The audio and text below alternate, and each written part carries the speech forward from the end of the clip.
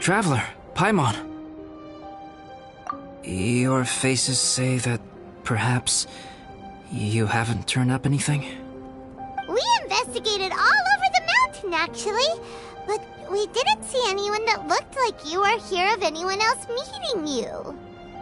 This is not unexpected. I haven't made much progress either. He appears to know that we are looking for him, and has opted to lie low for the time being.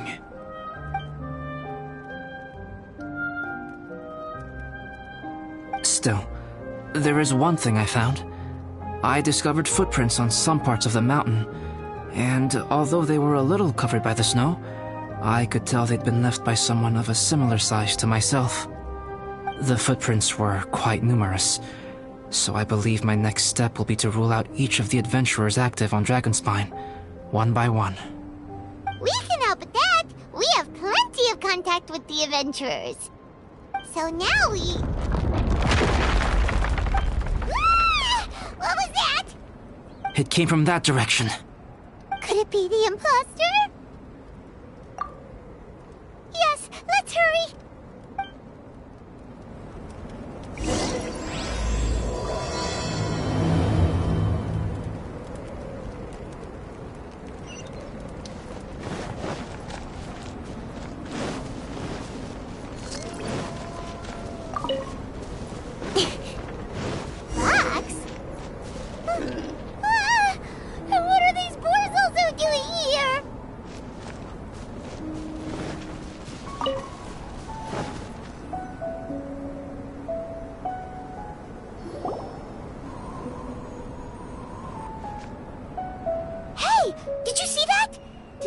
Shake just now?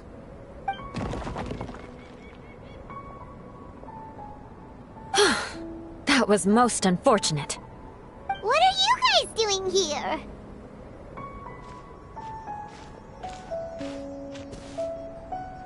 I have to agree.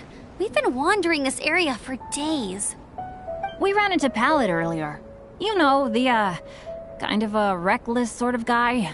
You know the one? Anyway, he said he was unlucky, so I gave him some adventuring survival tips. After that, he disappeared to rejoin the training camp. Wait! Are you saying that after all this time you still haven't made it back to the base camp? Well, as you can see... It was nothing really. We just hit a few landslides and snowdrifts and took a few downhill tumbles. You know the deal. They sound like unforgettable life events to me. Anyway, you're correct. We haven't made it to the base camp yet. We have had extraordinarily poor luck over the last few days. Almost as if a sinister force has been trying to thwart our every move. Fortunately, I made advance arrangements for Gerald to remain in a safe location and conduct some basic physical training exercises. I'm sorry. I'm the one to blame for all this. I've always had bad luck and it always rubs off on everyone around me. Sorry to create so much extra trouble for everyone. I don't know what to say. Maybe this is the awesome power of fate. The scary kind, I mean. I agree.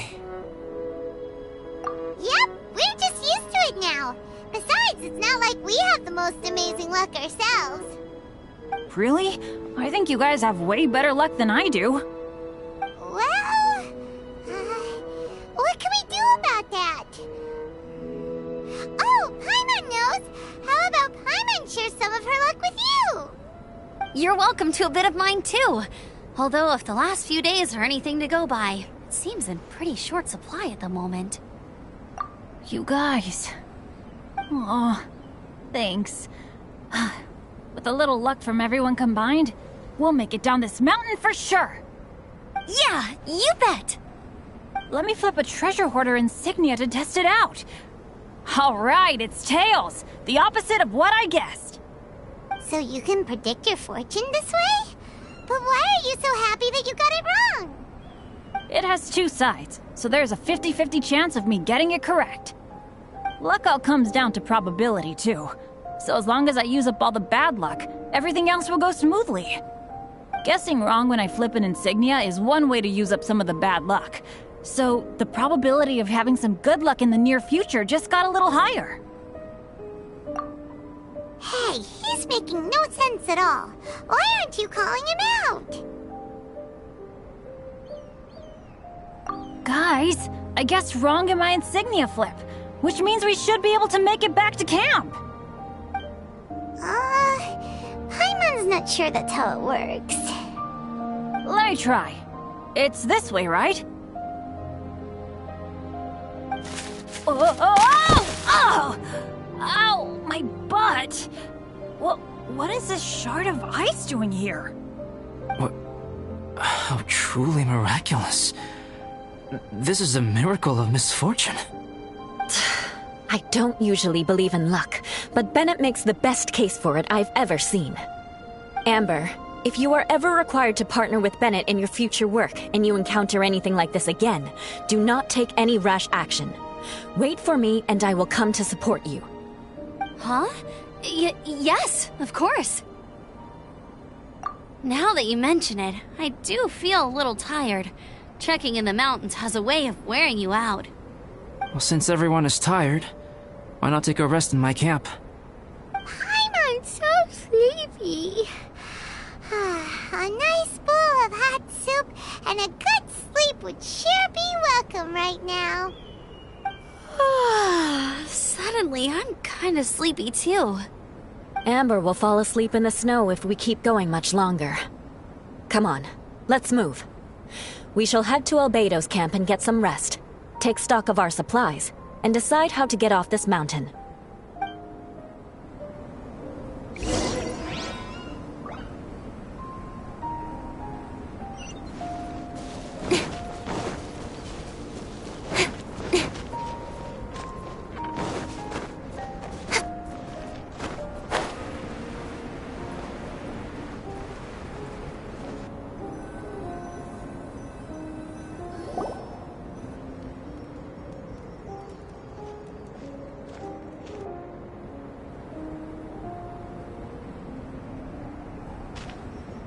Here we are. Make yourselves comfortable.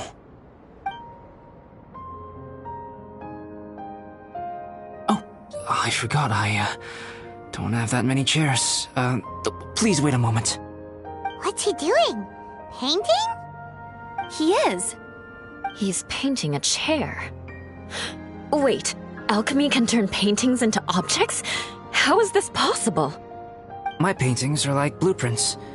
Alchemy simply enables me to omit the manufacturing part of the process. It's an elementary level technique. With enough research and experimentation, this same technique can even be used to create living beings. Whoa. Well, since you can magically produce chairs, can I have one with a backrest? No problem. How many of you want backrests? Me! Me! I'll also take one with a backrest, if you please. Can Paimon have a chair that comes with a juicer? Still beats squeezing onto a stool with you.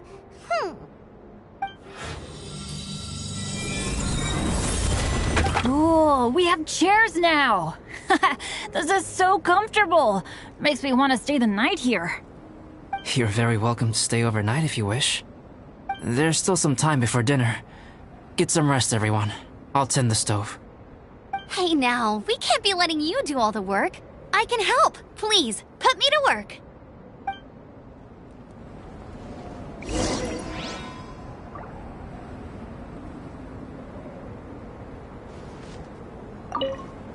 Oh, pace yourself. Dinner could be a while. I still have a few things to prepare. It's almost ready now. Traveler, please light the campfire and gather everyone for dinner.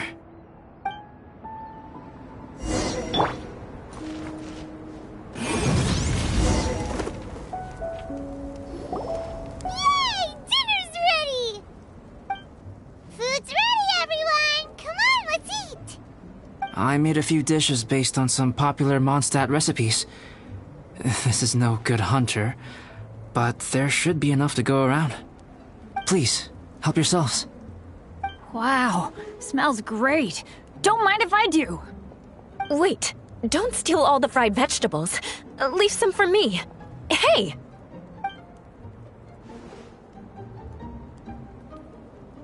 Ah, Paimon's full. What a great meal! Albedo, you're too modest. These dishes are as good as anything you'd find in a top restaurant. Are all alchemists so good at cooking? You may be onto something there. Right? Paimon thinks so too. It's his lab manner that gives it away. The kind of guy who holds a potion bottle as steady as a rock isn't the kind of guy who's gonna be slapdash with his salt and pepper. Actually, that makes a lot of sense.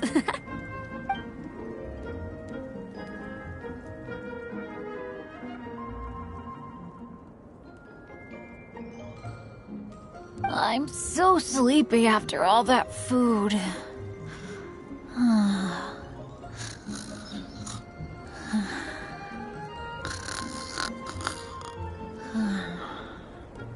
Did Bennett fall asleep sitting up? He must be totally wiped out. The way he's sleeping is so alert. I'm impressed.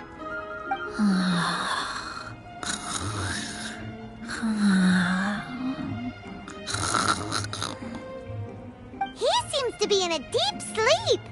Ooh, Paimon wonders if he sleep talks. Oh, no, Dad, no apples for me. I want sticky honey roast and fisherman's toast. Sticky honey roast. That's your favorite, isn't it, Amber? Sure is. Give me a sticky honey roast from Good Hunter any day. I used to take Eula to Good Hunter a lot back when we first met. Before long, Sarah would start cooking our usual orders as soon as she saw us coming. She said we ordered the same thing so often that it was practically muscle memory by that point. She also said that if everyone in Mondstadt ordered like we do, her job would be so much easier. All she'd have to do is memorize everyone's favorites. Always eating together. Aww, it's nice that you two are so close. The Traveler and Paimon always eat together too. It's a sure sign of true friendship. Two people simply sharing a meal says nothing either way about the relationship between them. That depends if it's a one-off meal or a regular occurrence. Aha! Paimon just noticed something. Whenever Eula doesn't want to admit to something, she raises her chin or puts her hands on her hips. Ah, you've all picked up on that. Didn't know Eula's tells were so easy to spot. We are done here, yes? I am free to go, am I not?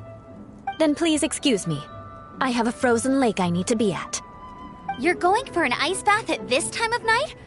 Wait up! Don't go without me! I thought you wanted to get some sleep. So maybe you should stay here and rest. No, I should come with you. It's late, and it's dark, and you're not good with directions like I am. Come on, let's go together.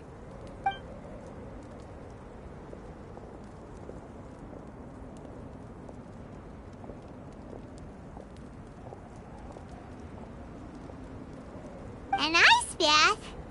Whew. Rather them than Paimon. So much roast meat. Oh, hey, Dad. I'm doing all right. A leader of my own adventure team now. Wow. Bennett really is a sleep talker. Okay, looks like we got some downtime now. All right, you two. Time to paint.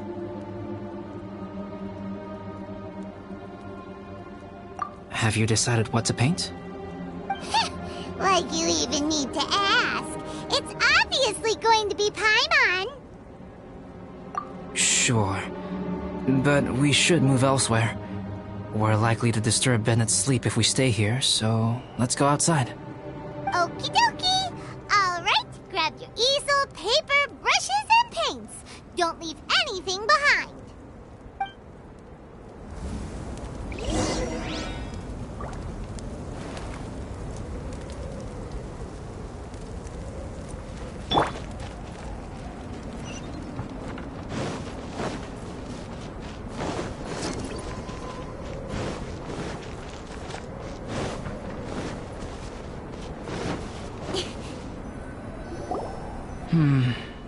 Let's paint here. Allow Paimon to adopt an elegant pose for your artistic reference. Hey! What's that look for? Cut the attitude and start putting your perfect Paimon down on the page. You better take this seriously, because this is going on Paimon's wall. Confidence is a good thing. Those to whom it is endowed do well to flaunt it. I'm looking forward to the finished piece.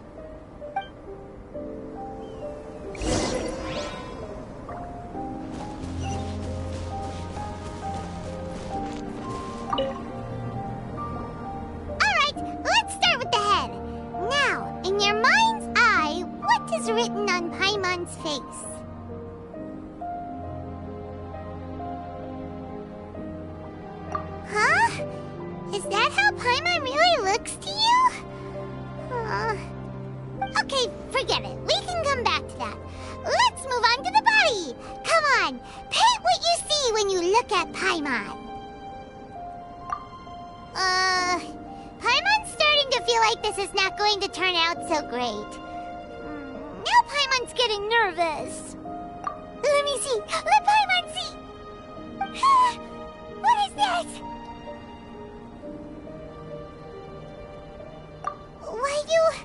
How could... Paimon is lost for words. The brushwork is smooth, and the composition seems professional quality. You had no problems there. So what the heck happened with the face, huh? Explain that stupid expression! Explain it! Smooth, professional quality. And those eyes!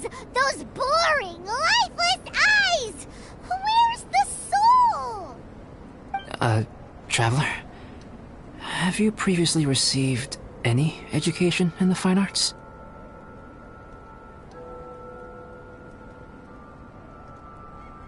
Oh, really? So it's just a hobby then? Oh, well, that sure explains a lot.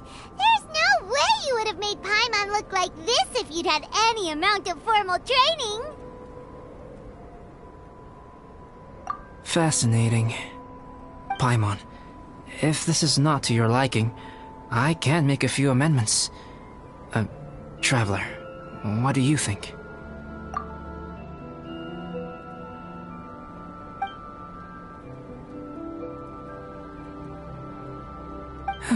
All right then.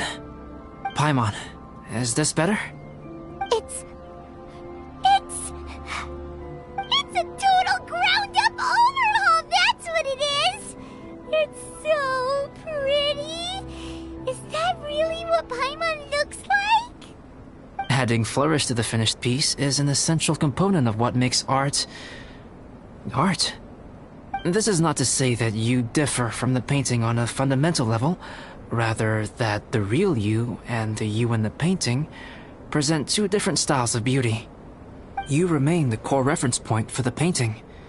So, Paimon, you can put your misgivings aside and hang this painting wherever you like.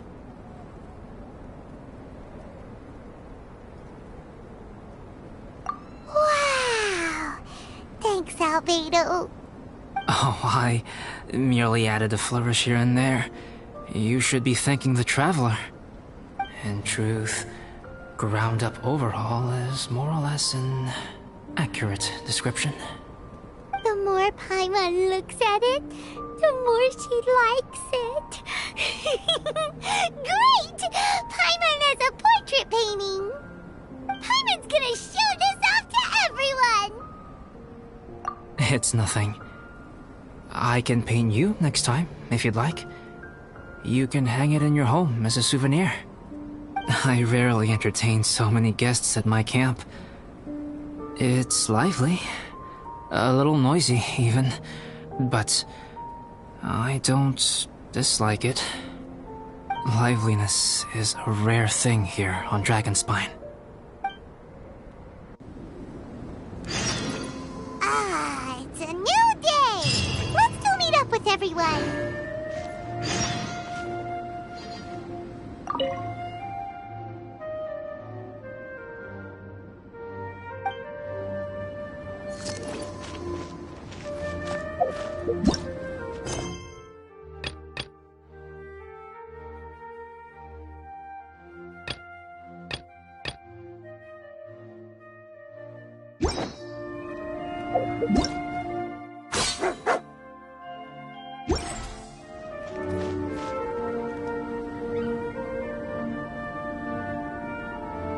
Hey, good morning!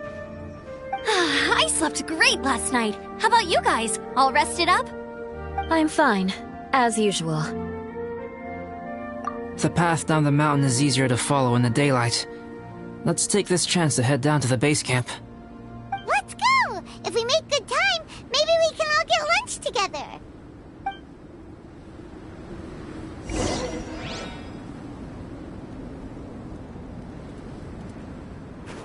I flipped another insignia just outside the camp. Wrong again! So your bad luck is all used up. We'll be down the mountain in no time. Yeah, my thoughts exactly. Today's the day.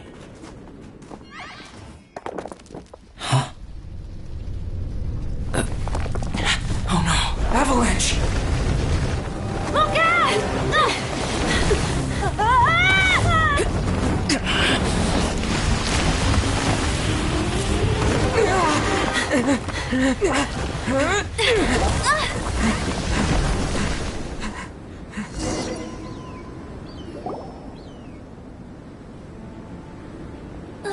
Traveler, Paimon, are you all right? Are you hurt? Paimon's fine. Oh, that's good. My arm got a little scratched up, but it's nothing serious. I'm okay, but I don't see the other two. I'm afraid the avalanche may have pushed them off the cliff. They fell down? They'll be okay though, right? I think they're both robust enough to survive the fall. But if the falling debris knocked them unconscious, and they're lying there in the freezing cold, we have to get down there and rescue them, immediately. Okay, let's move. Hang in there, guys.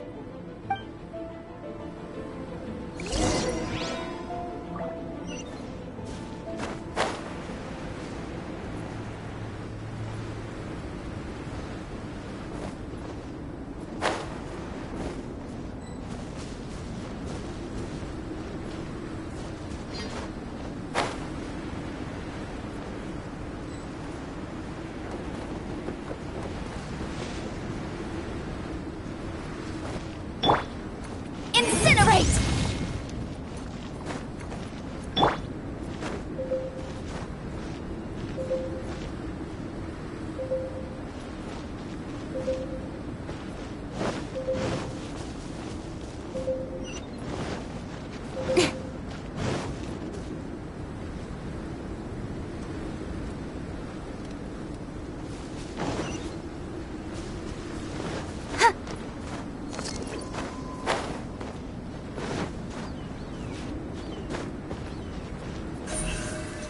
Speed of light!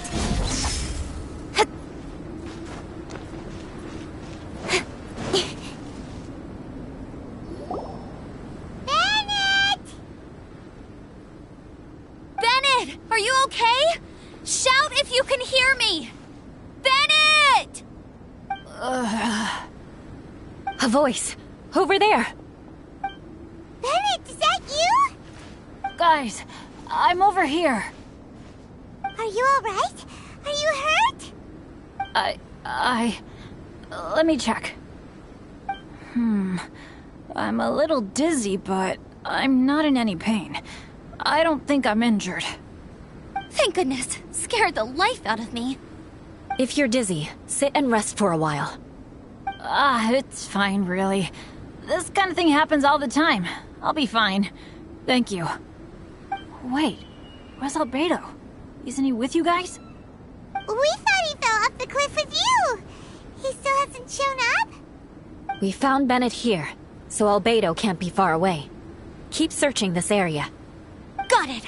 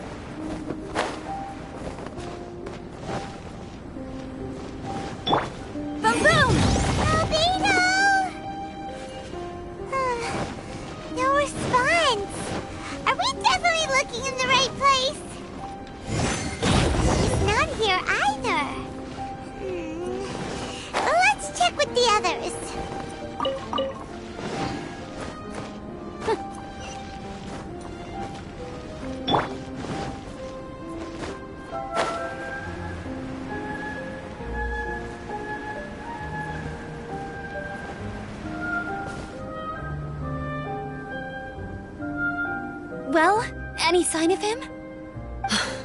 Not a trace. Nothing from me either. Strange. We didn't have any luck either. Where could he have gone? Everyone! Ah! Albedo! Are you okay? Nothing serious. Okay, everyone accounted for. Guys, I think it's gotta be because of me. The avalanche only happened because I'm here. I guess flipping a treasure hoarder insignia isn't gonna change my luck after all. No wonder no one wants to go adventuring with me. I'm so sorry. Don't say that. I'm hardly the lucky type myself, so I'm not about to go blaming every little thing that goes wrong on you. Exactly. Besides, Dragonspine is a dangerous place. Avalanches literally come with the territory. Bad luck has nothing to do with it, okay? Traveler, what's wrong? Your face looks... Oh no, did you get hit on the head? Here. Everyone, the incident is behind us now. We should keep moving. Why do I feel that Dragonspine has become more dangerous than it used to be?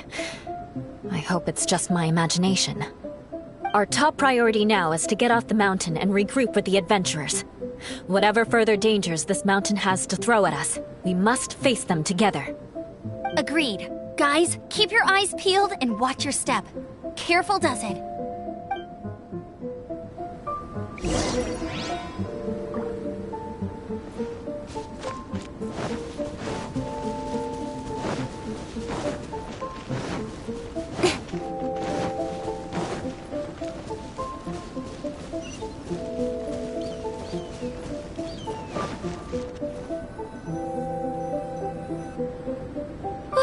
We've been heading in the right direction for a good length of time now. We must be getting close. I can feel it.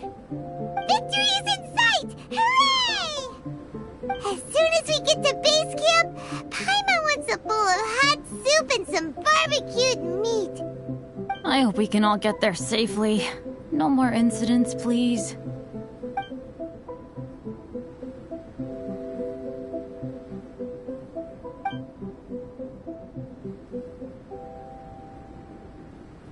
Hey, what's on your mind? You seem a little distracted.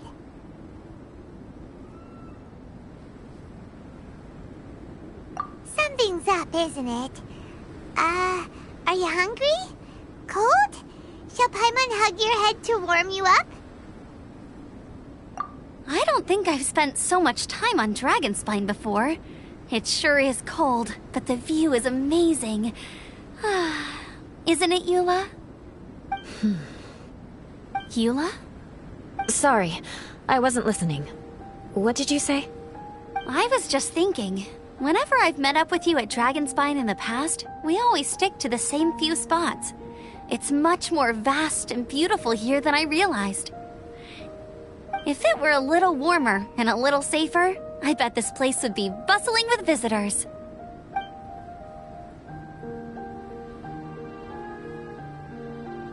I agree.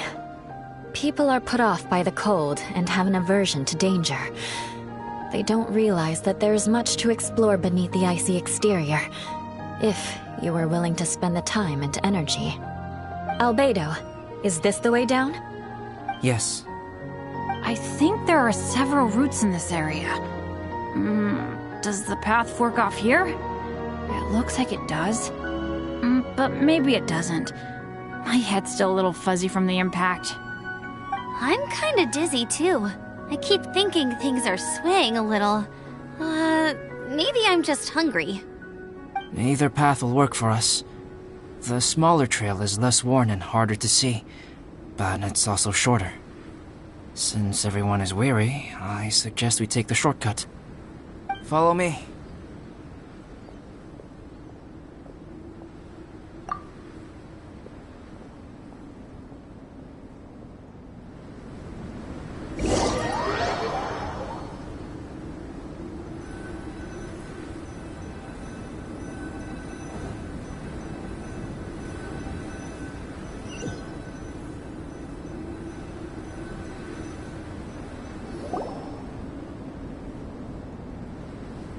Wait.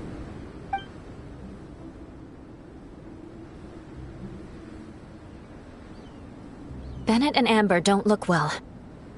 Can we take a break? We can continue once their conditions have improved. Ugh. Now that you mention it. Huh?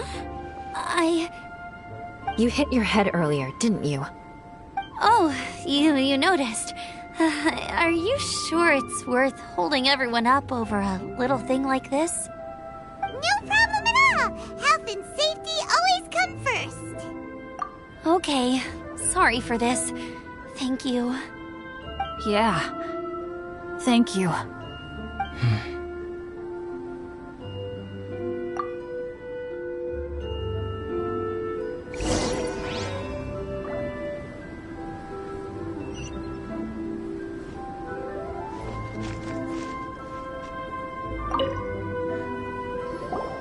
Drinking some water can help with the dizziness.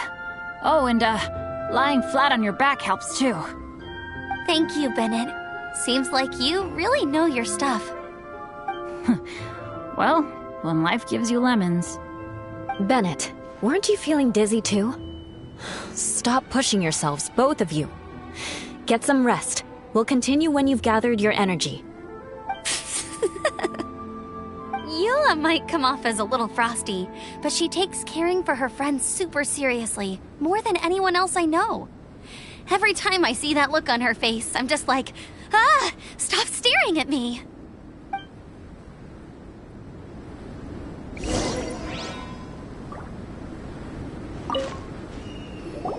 Traveler, I know what that look means. What's on your mind? Maybe seasoned veterans have an instinct for it. I sense it too. Something seems to have changed, but I can't confirm for sure. It could be difficult to verify.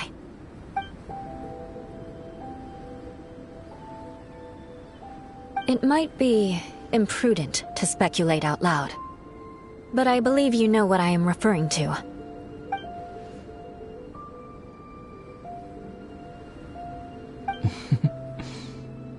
Traveler, I think...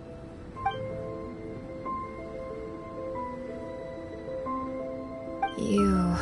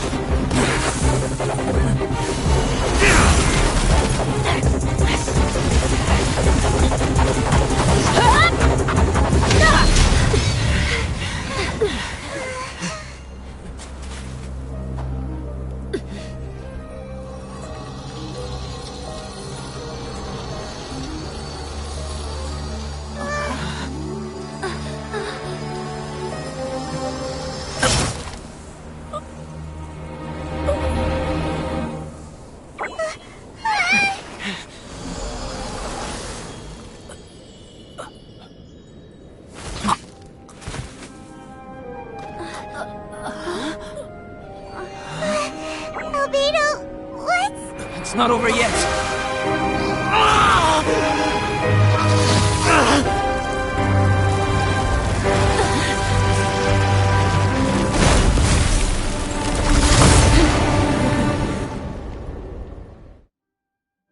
Brace yourselves.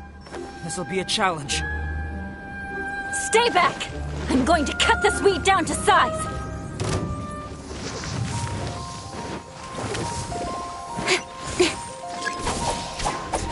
Wrap up the flame! Motion to compel!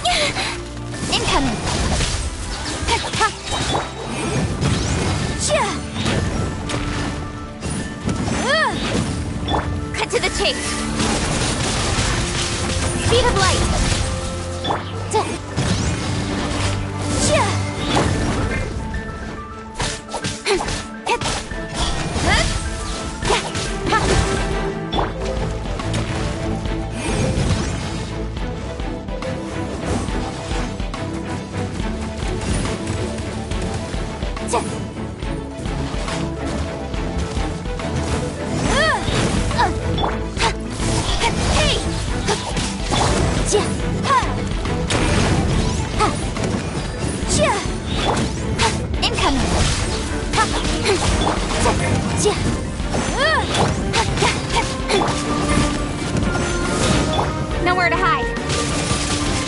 Incinerate!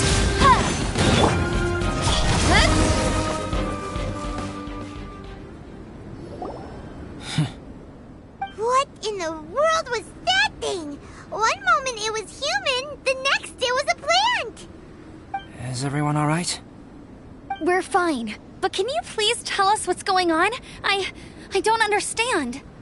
I take it this monster is whom I had the pleasure of meeting last time.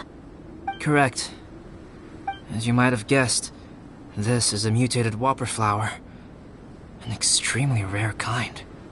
But can whopper flowers turn into humans?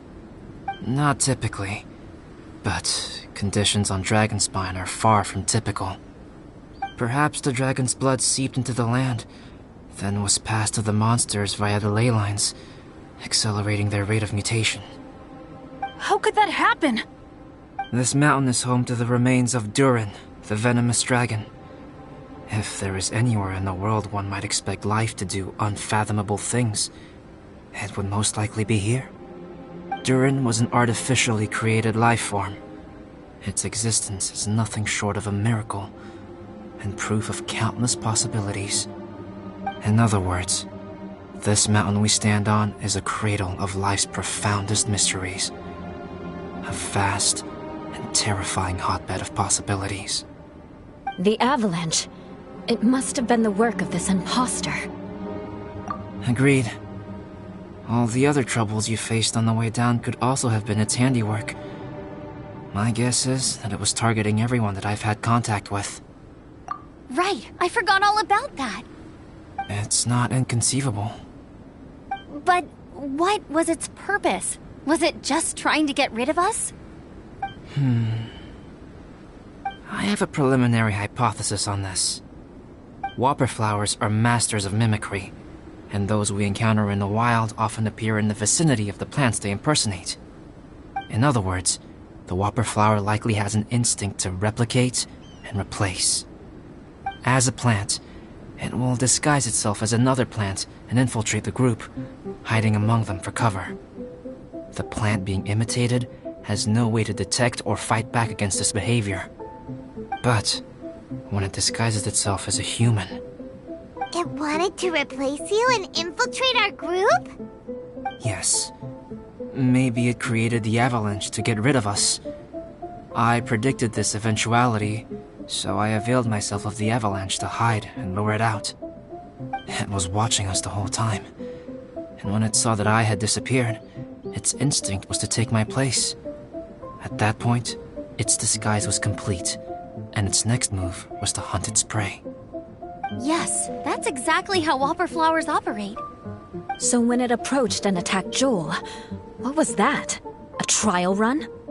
Perhaps. Or maybe it enjoyed posing as a human, and wanted to experience what it felt like to be human. We're fortunate to have discovered it in time. I think the Traveler was the first person other than Albedo to notice something was wrong. Traveler, how could you tell the real me and my imposter apart? I want to know too. I had no idea the other guy was an imposter. They looked exactly the same to me. I see. It goes to show how difficult it is to impersonate a human. This mutant whopper flower tried its best to replicate the original exactly, but still managed to miss some details. Unbelievable. To think that Dragonspine creates such terrifying possibilities.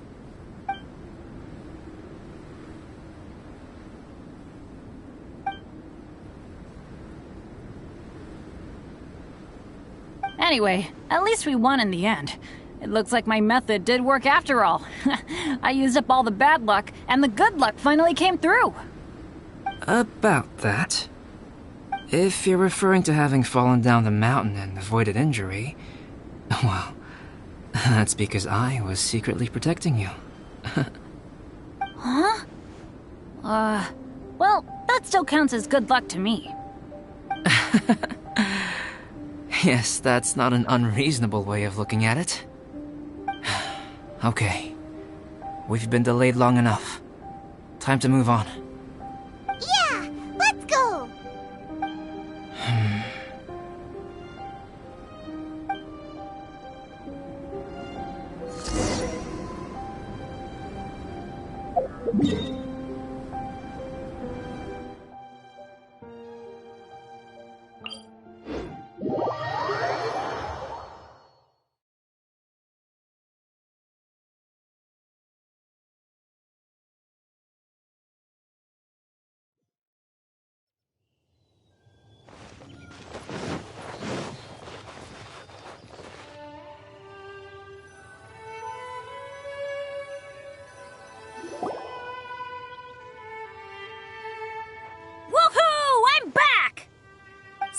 Doesn't seem to be here. He must have headed up the mountain. Let's wait for him here. Amber, are you feeling better? Yep, all good now. Nothing to worry about. I don't know what I'd do without you guys. If not for you, I'd probably still be locked up in that cage. I really want to thank you all properly, but I can't think how at the moment. Huh? You must be pretty used to being on the receiving end of people's kindness by now, though, surely. You probably need it often enough, given your situation.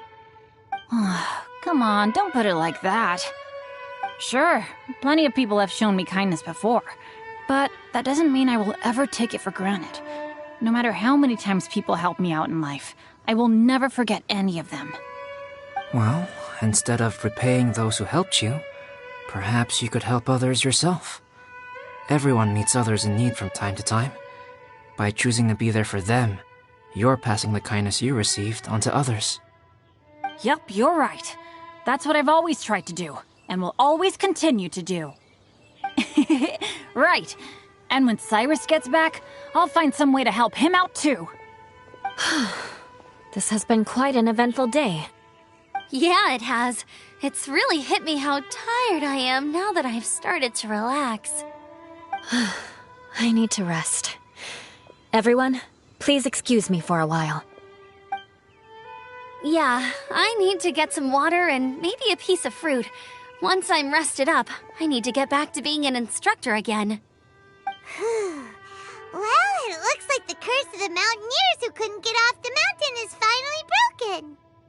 Feels like an action-packed chapter has come to a close. Shall we find somewhere to rest and chat too? Why not? Then please, come with me. You sensed something too, didn't you? Then let's go. Huh? Are you going back to your camp again? Paimon thought maybe we could talk here. Okay. Might as well come with you. Good. Shall we set off right away?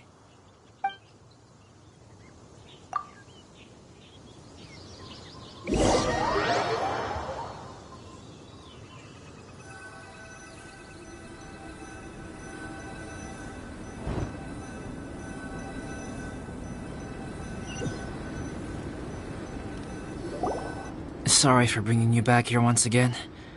Some topics are best discussed in private. Is this about the imposter? That's right.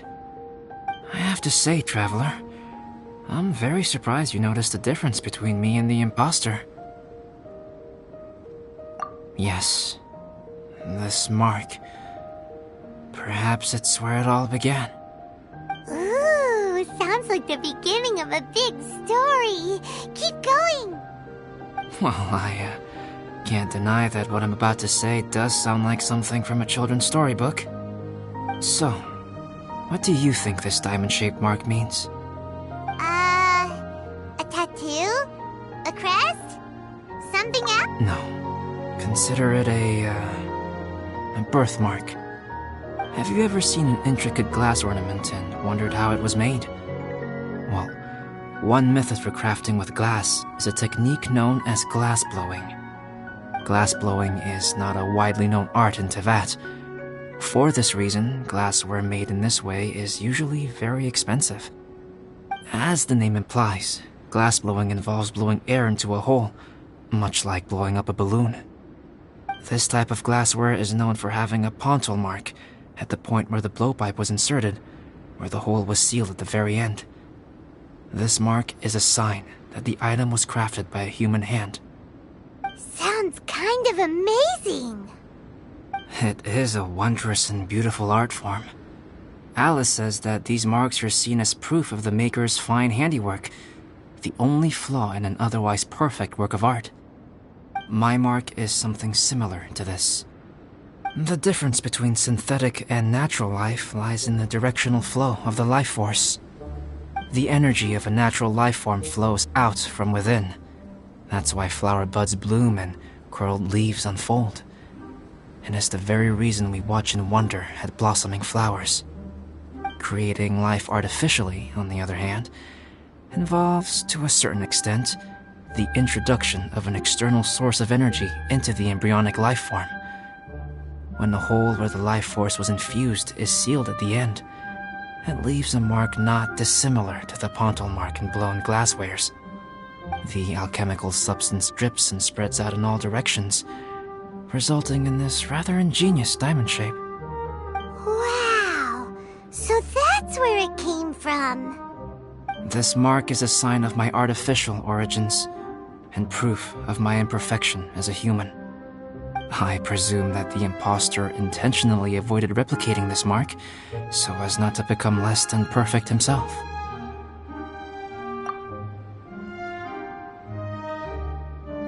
You are fundamentally different from other people.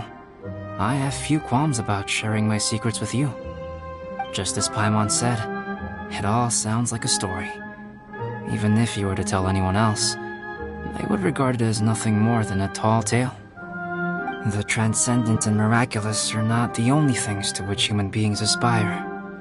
They pursue the everyday, the ordinary, to a far greater extent than I would have ever imagined.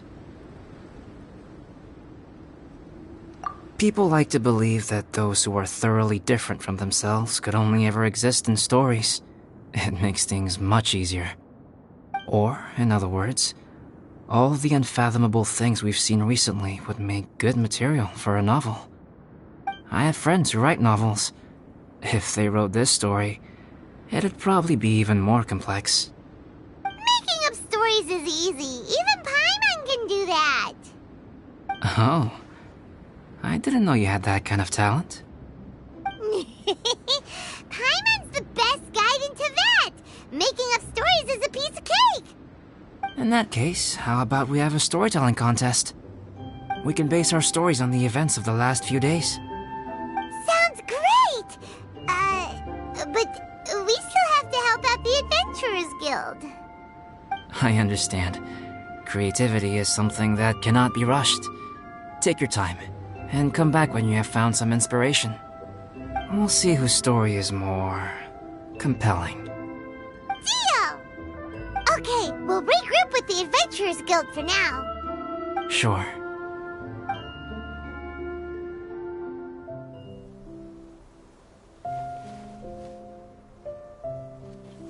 My story.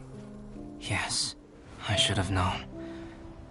Master's failed specimen in the dragon's belly. This is where the story truly begins.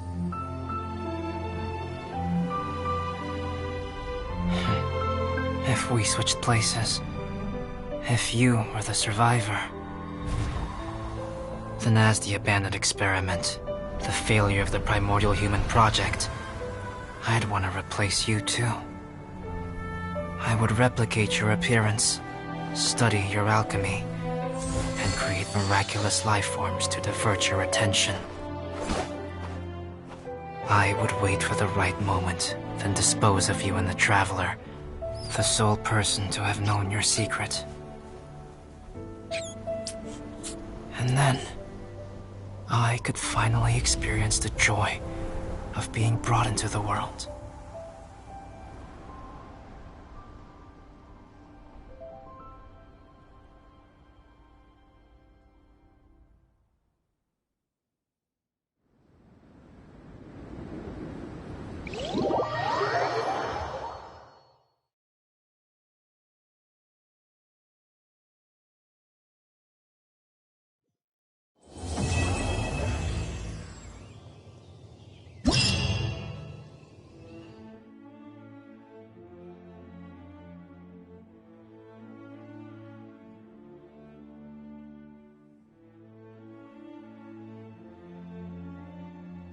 Guess what?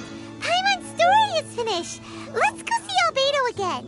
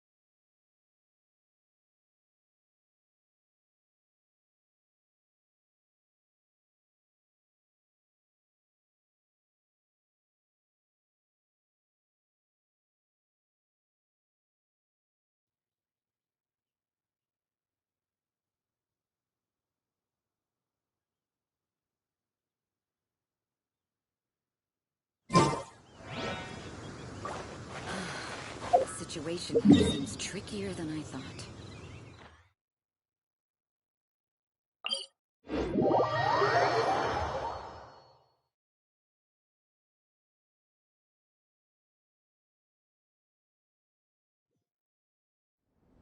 Don't worry. Snowfall on this scale is no impediment. We can keep moving.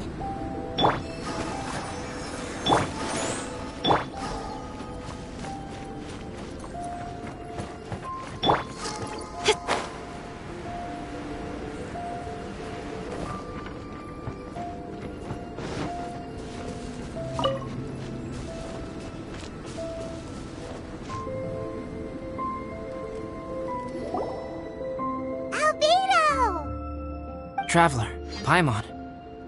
I suppose your story is ready. Yep. How about you? Do you need some more time? No need. I am also ready to tell my story. Paimon calls dibs. Paimon first! Please, go ahead. Okay, here goes. Once upon a time, there was an evil researcher who went into the mountains and did a crazy experiment on whopper flowers to transform their appearance. After a lot of pain and suffering, the whopper flowers finally took on a human form. Then they stood by the side of the mountain to wait for unsuspecting bypassers. To whoever spoke to them, they would ask them questions such as, "Who am I? Who are you?" If the bypasser got the wrong answer, the last sound they'd make would be a yelp before the whopper flower ate them alive in one bite. Ooh, truly frightening. What the? You two aren't scared at all! Don't go nitpicking, okay? If you didn't like the story, go write your own!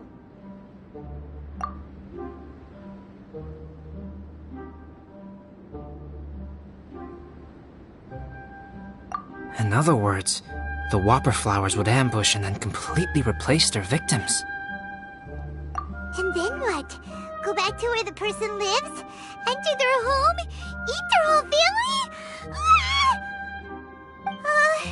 Paimon made up this story, but now Paimon's the one who's scared by it. It's a good story. Oh, may I write it down? I may bring it up in future conversations. What for? Just to scare people with? Yes. You've got a real mean streak, Albedo.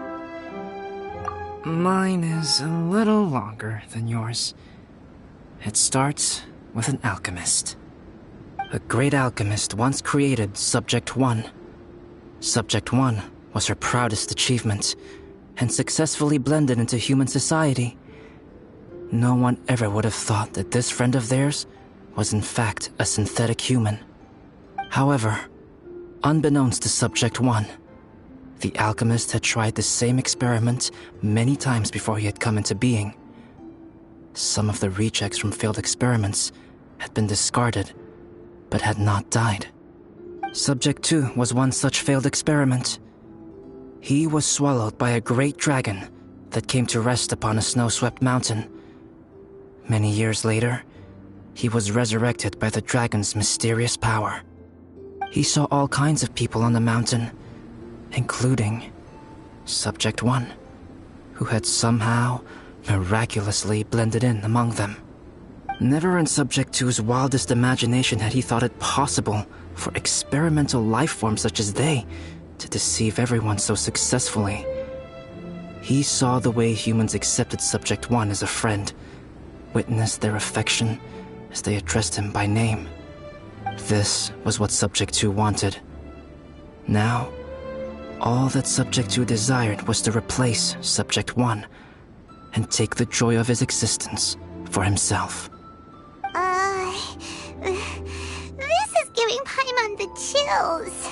So scary. Subject 2 began to unfold his plan. He stole Subject 1's books and notes and studied all that Subject 1 had learned from the alchemist. Subject 2 was highly intelligent, and he learned quickly. he changed his face into an exact replica of Subject 1's face. Then, he found a plant with mimicry capabilities and transformed it using dragon blood and alchemy.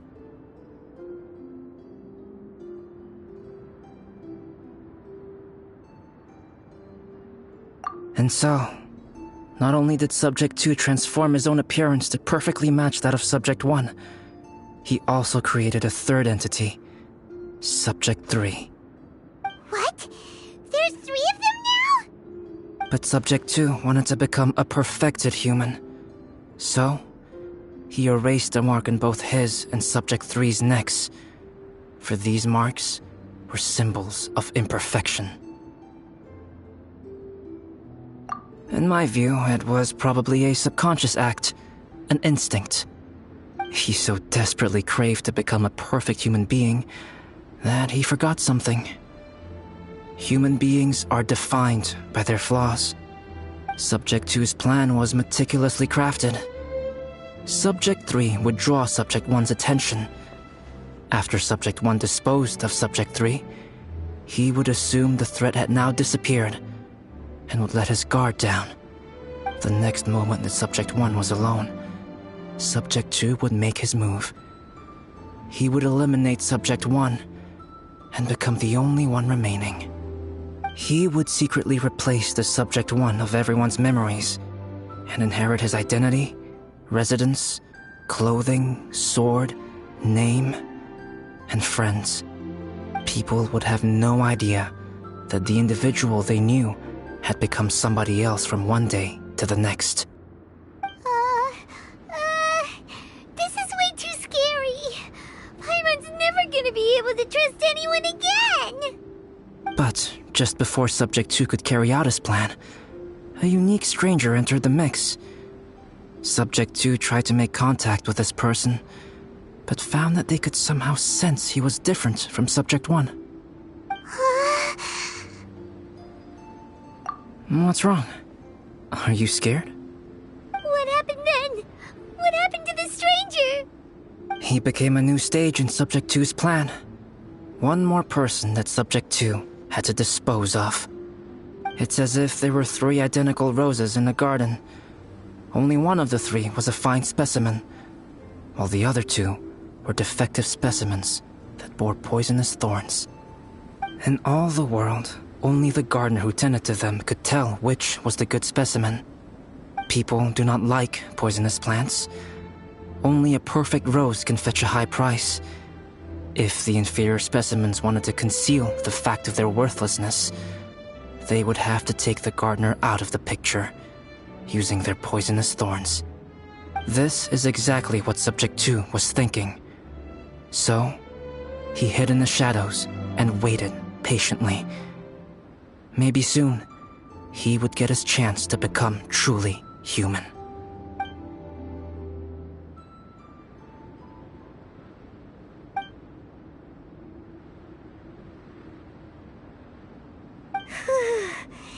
That was intense! So what happened after that? Did Subject 2's plan succeed? Paimon can't bear thinking about it. Fortunately, it is just a story. And even in this story, Subject 2 did not succeed. But you can never let your guard down on Dragonspine. Monsters mutated with Durin's power and blood are also creatures of Rhine-Daughter, just like me. You must beware of all such creatures. I'm glad to hear that. It's okay. I know what I am. You and I are both different, so there is no need for me to hide the truth from you. The only thing is that sometimes, when I think about how mighty the power of alchemy is, I feel so small. As beings who set foot in this world, how arrogant are we in desiring to control our destiny, and in desiring to create? Is creation an arrogant act, traveler? If not, why do we call the ones that created us and control us gods? If it is, then what qualifies us to call ourselves creators? How far must we take our reverence and respect? And what purpose does it serve? Nothing special. But whenever I think about it, I feel a twinge of grief. Poor Albedo. Hello? Traveler, are you here? Hey, is that Amber? Thought we might find you here. We're here to deliver a message from Cyrus. There's gonna be a big event down at the base camp, and they want you there too, Traveler. Winter camp is nearing its end. Apparently, even provisional instructors are required to attend. Looks like we need to go, Albedo. Bye for now. Then I won't keep you. I have some things to attend to here, so forgive me for not seeing you down. Don't worry about it. There have been no issues getting up and down the mountain recently. Is everyone ready? Let's not keep them waiting.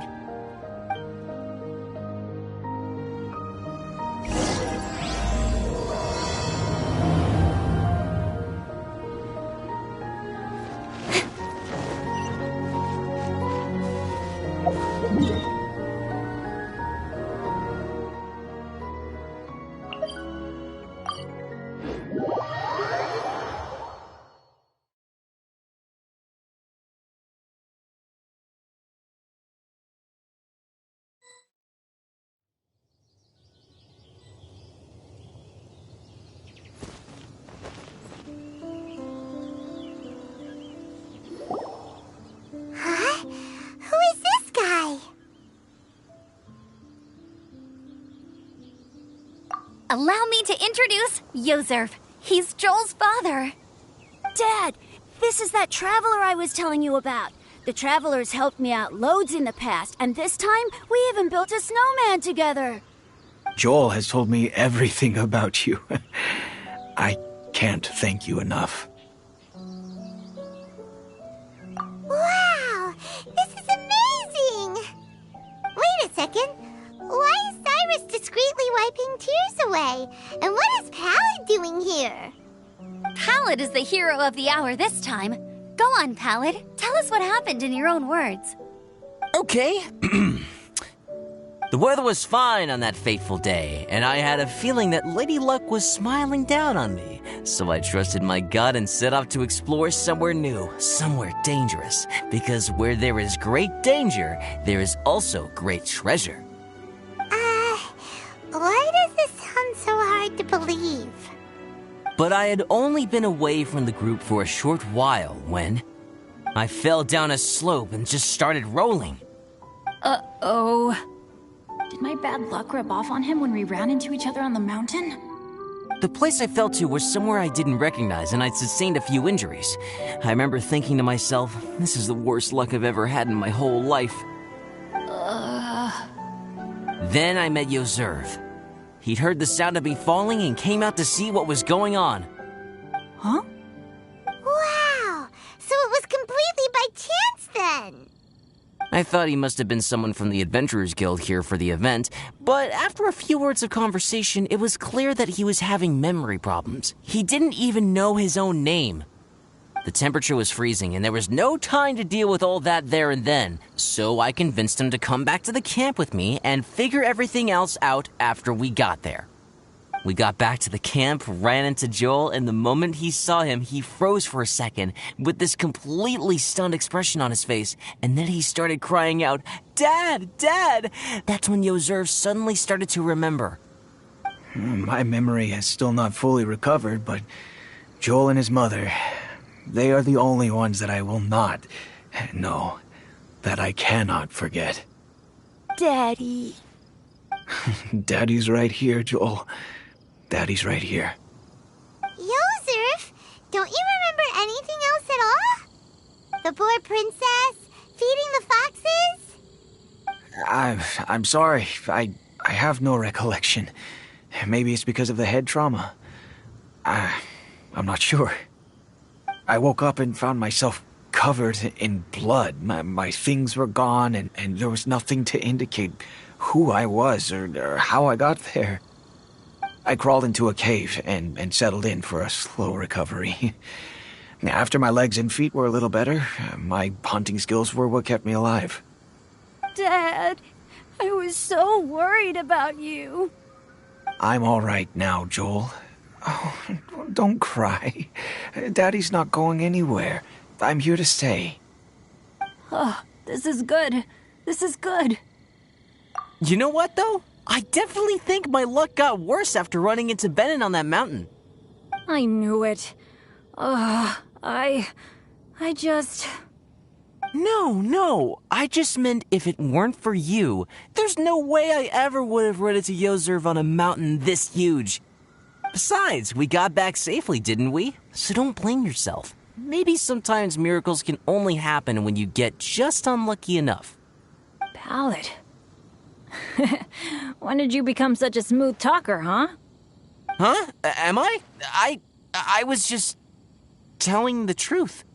Oh, yeah. I want to say thank you to the Traveler, Uncle Cyrus, Auntie Eula, and Auntie Amber. Thanks, everyone. You all helped look after me, and I will always remember it. But I guess I can't take the snowman with me, or it'll melt once it leaves Dragonspine. It's such a shame. Oh, I can help with that. One moment. Huh? Eula? Here, take this. It's powdered rime. Just add it to your snowman, and it will never melt. Wow! Really? Oh, this is awesome! You're the best, Auntie Eula! Dad, I have an unmeltable snowman now! How cool is that? How can I ever repay you all? Thank you all. Thank you from the bottom of my heart. Dad, I want to go move the snowman. Can we do it now, please? Okay. I'll be leaving with Joel now. I'm sure I'll see you all another day. Very well, very well. It's time for Pallid and I to have another discussion concerning his breaches of adventurer discipline. Huh? But Cyrus, I think I kind of made up for my mistakes this time, you know? See you guys! Oh, I made this for you and Amber. Think of it as a winter souvenir. Aw, are you sure? This must be really important to you. Come on now, just take it. No need to make such a fuss. Wow! Now our snowman won't melt either! Great! You're welcome. Just keep it. That's all I ask. Amber and I have some business to attend to now. See you later. See you! Everyone's gone. Seems like they've all got their own stuff to do now. Oh! You know what? We've been on Dragonspine all this time, and somehow Paimon still forgot to ask Albedo about how to make a fruit juicifier machine that could keep the juice fresh. Maybe we should try Timaeus again. He does seem pretty eager to please after all.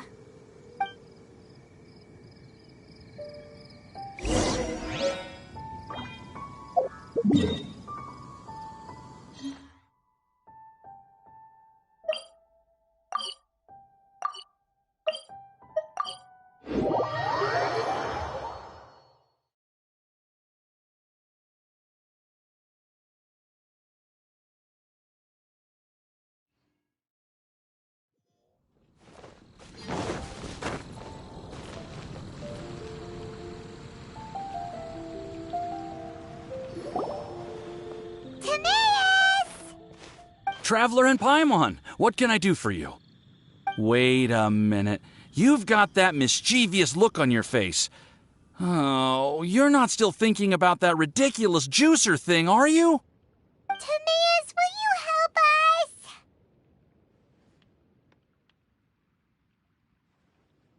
us? Well, if the Traveler isn't really interested, then, yeah, maybe I'll give this one a pass. It's just the weirdest request ever. No, but Paimon's Sunsetias are gonna go to waste without it.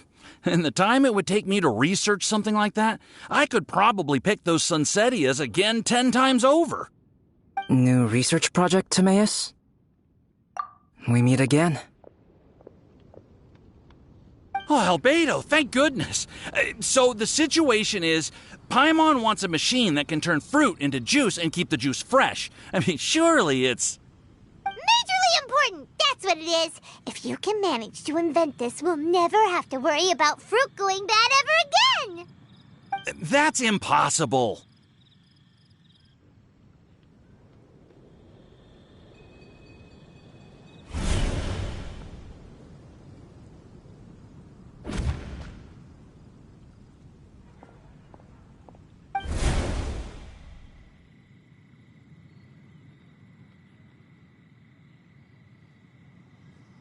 Turning fruit into juice is not hard, but keeping it fresh is more difficult. But if you simply want to keep the fruit from rotting, there are many ways to achieve this. Right, Traveler?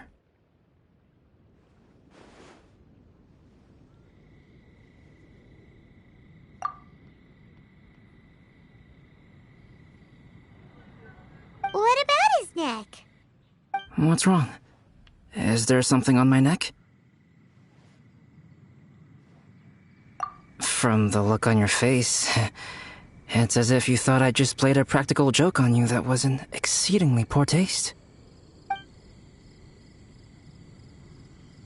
Albedo, you were saying, how do you stop fruit from going bad? Well, one way would be to bury your fruit on Dragonspine, where the snow never melts all year round. But then Paimon won't be able to eat them! You could always live on Dragonspine. No, too cold for Paimon. Or you can give the fruit to me, and I would take it to Dragonspine for you. But since you don't like the cold, you'd have to send someone else to pick them up when you want them. This is where you come in, Traveler. Suddenly sounds a lot more feasible with other people doing all the work. Okay then, shall we go with that idea? Fruit buried on Dragonspine will stay fresh for much longer. However, it is also possible that the fruit will sprout and grow into fruit trees. Who knows? Maybe the next time you visit, it will have grown into an orchard. You can water the trees, add fertilizer, and when they finally bear fruit, you will have some fresh sunsettias. No way! Then Paimon will have to be a gardener. That's not the goal here. Oh? Well, I don't think being a gardener is so bad.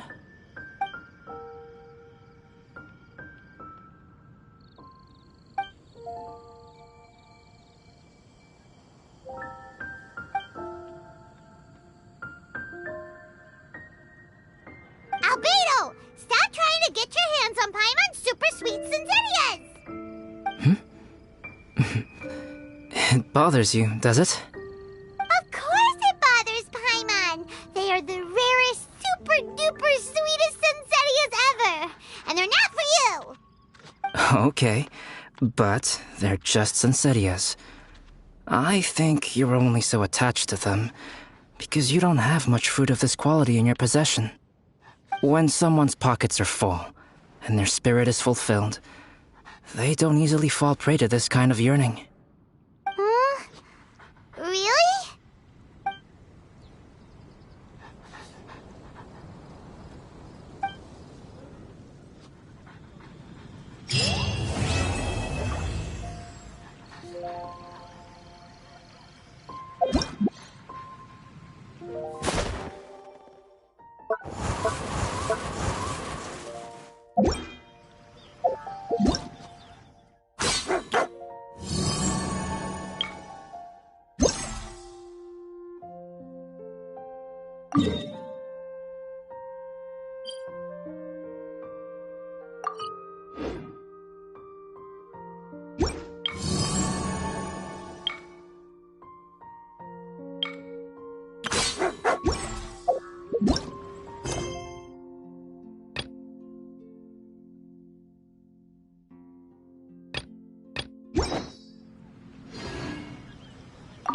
Dragonspine is too cold for ordinary fruit trees to survive.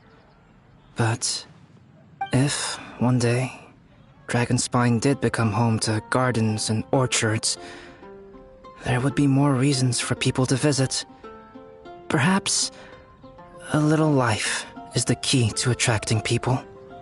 Life may exist in all kinds of unfathomable forms, and in all manner of unthinkable environments. Mysterious, yet tenacious. Perhaps this is what makes life so special.